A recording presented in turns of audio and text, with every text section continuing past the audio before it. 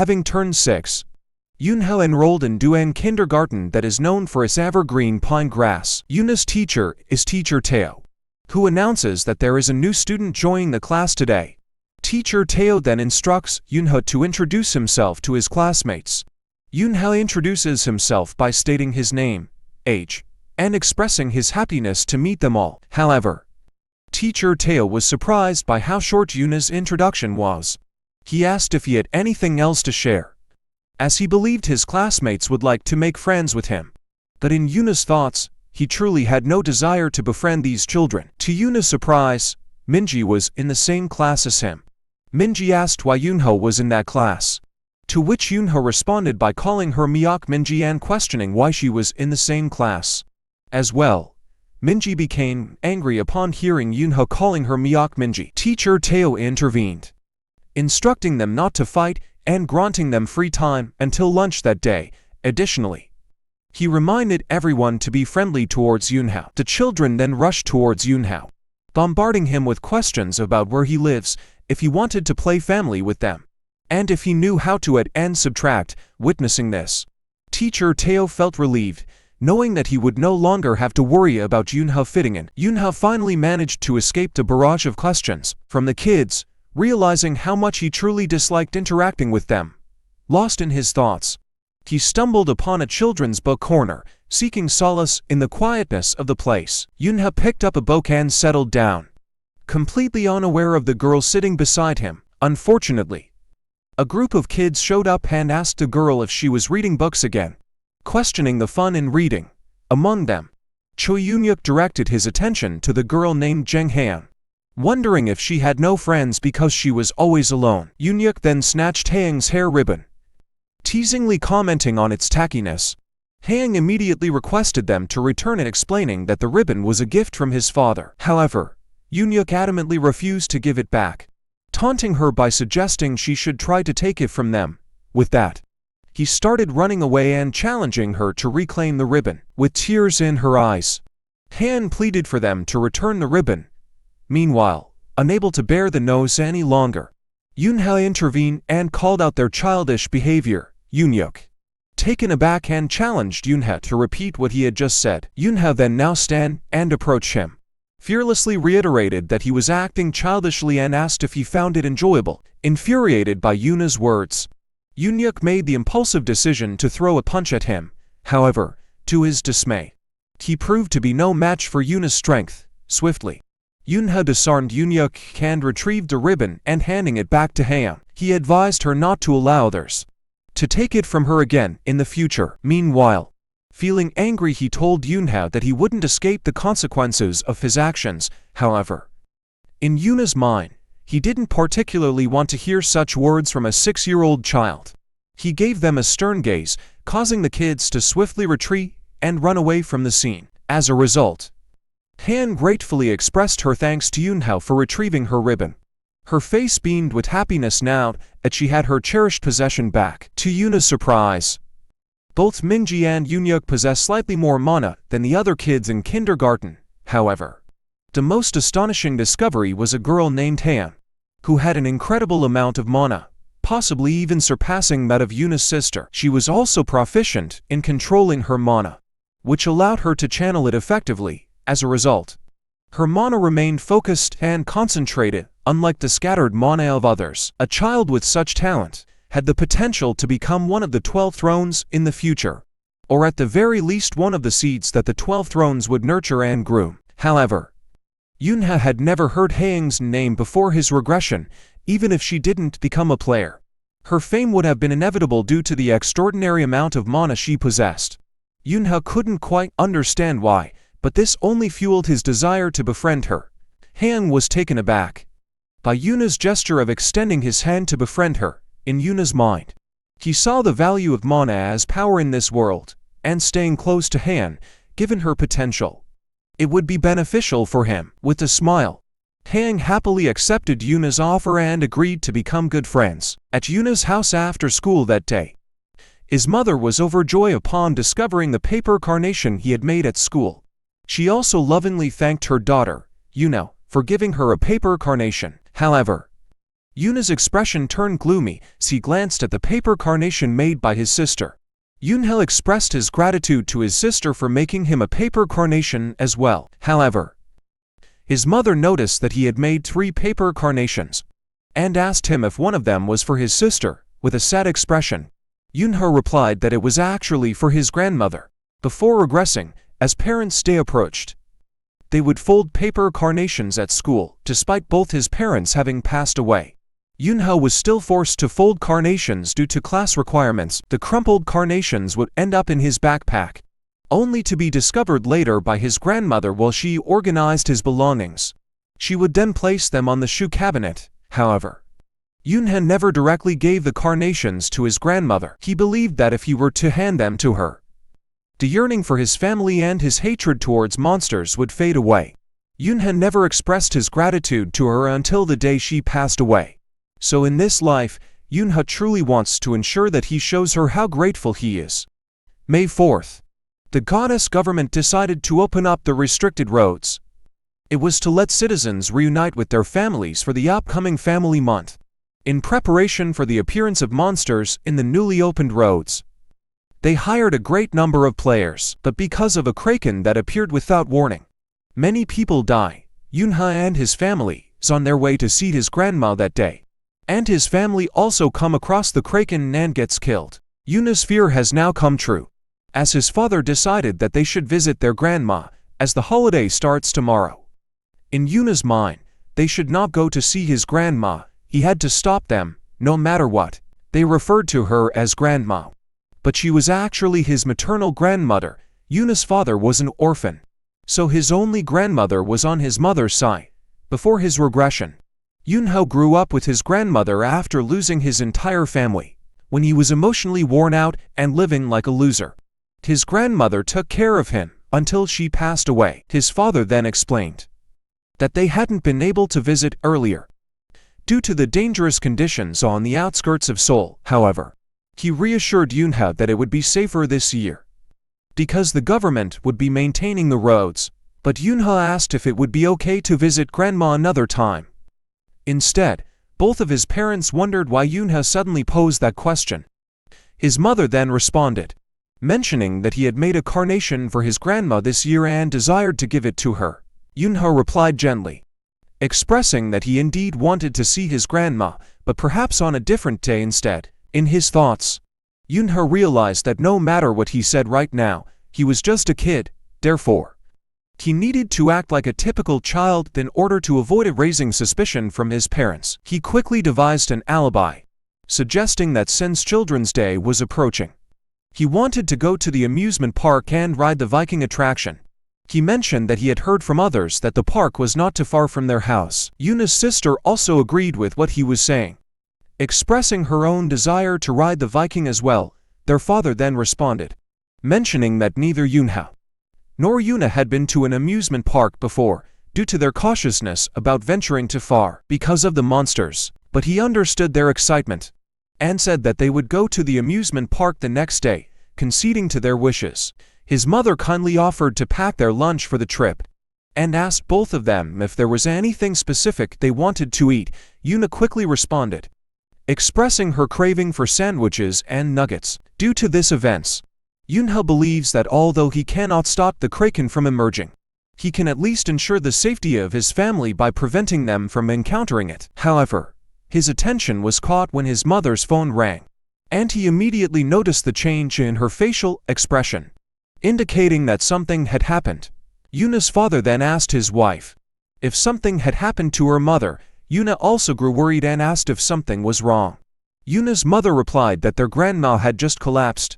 Yoonhae was shocked, finding it hard to believe. He couldn't comprehend the sudden change in his grandmother's health. Prior to his return, his grandma had been perfectly fine before he enrolled at the Player Academy. Yoonhae's mother thinks that their grandmother's condition was not serious, and she expressed her desire to go see her. Yoonhae's father offered to accompany her to see her mother, because he was also worried. Due to this unexpected turn of events, they had to cancel their plans to go to the amusement park, and instead, they decided to leave as soon as the roads were clear the next day.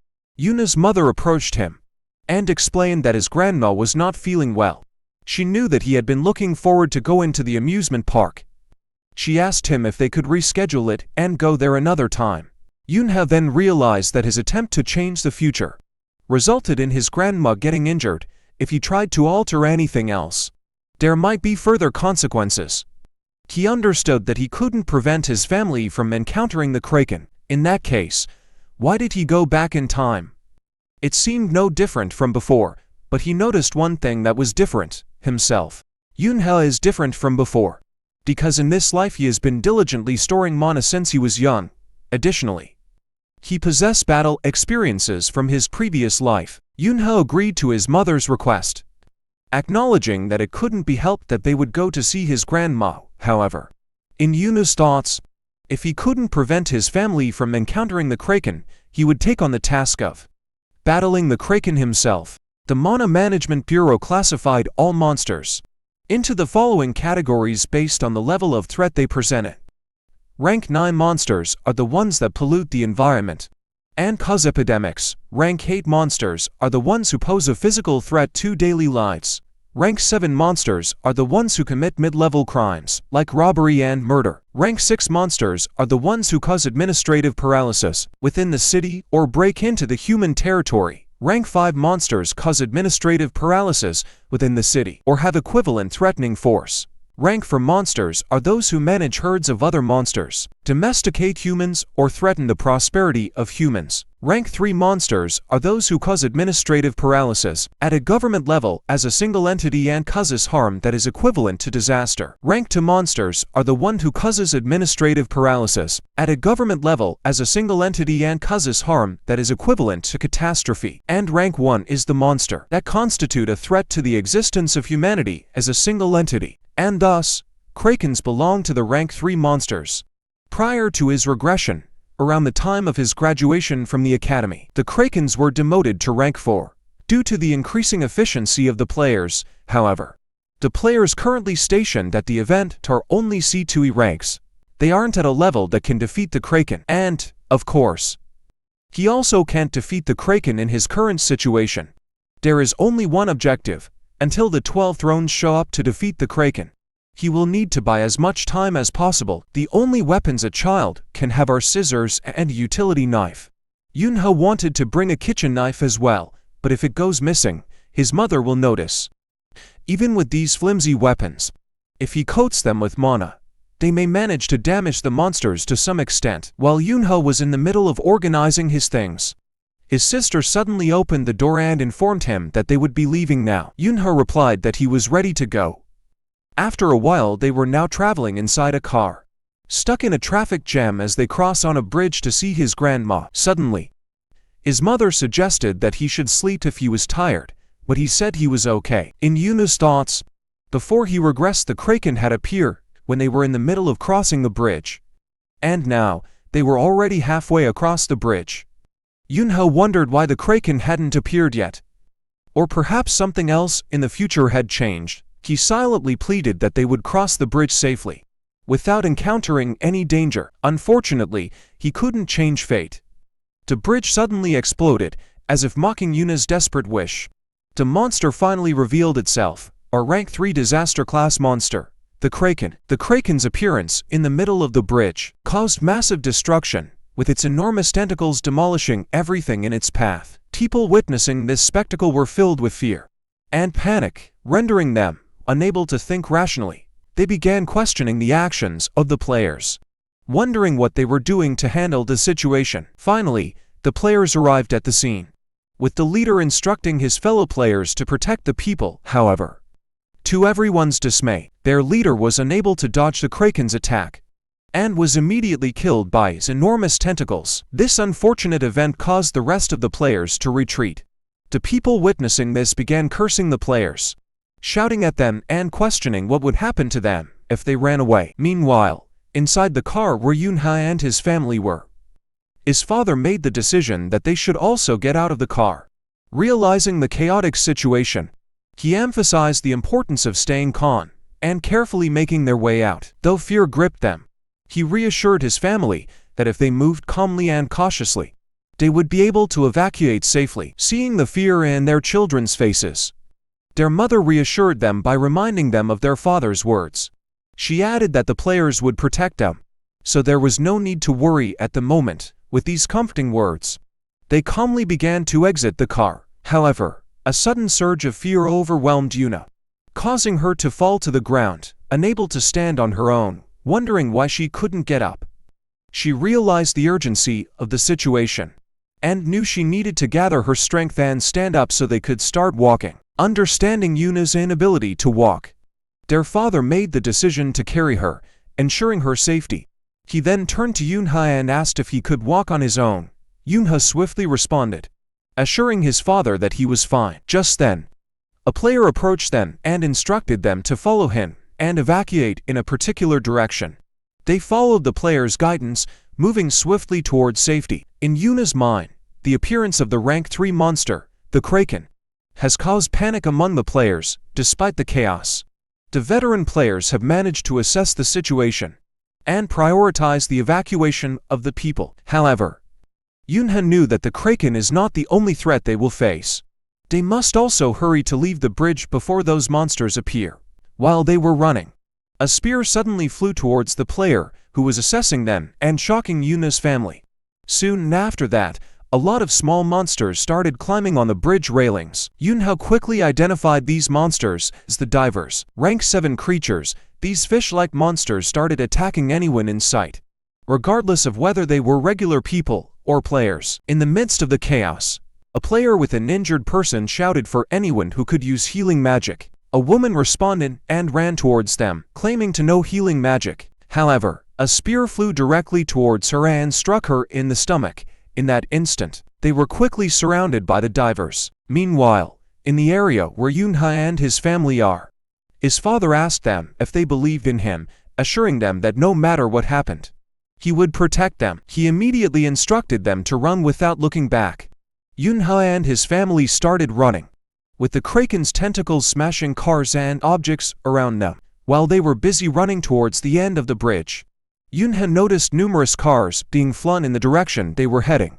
He shouted to inform his father that the path ahead was dangerous. They all stopped running, and thanks to Yuna's warning, they narrowly avoided being caught in the explosion caused by the airborne cars. However, as a result, the road was now blocked by fire, trapping them all. Some players were engaged in conversation, discussing when the backup would arrive and they should hold the area until they arrive. Yunha overheard the conversation and pondered the arrival of the 12 thrones for support. Before he regressed, the 12 thrones would arrive at the scene, approximately 30 minutes after the appearance of the Kraken. He wondered if the players in the area would be able to protect everyone, considering the blocked road and the challenge of dealing with the divers. Moreover, if no one could contain the Kraken, everyone would die. Taking a deep breath, Yunha came to a realization.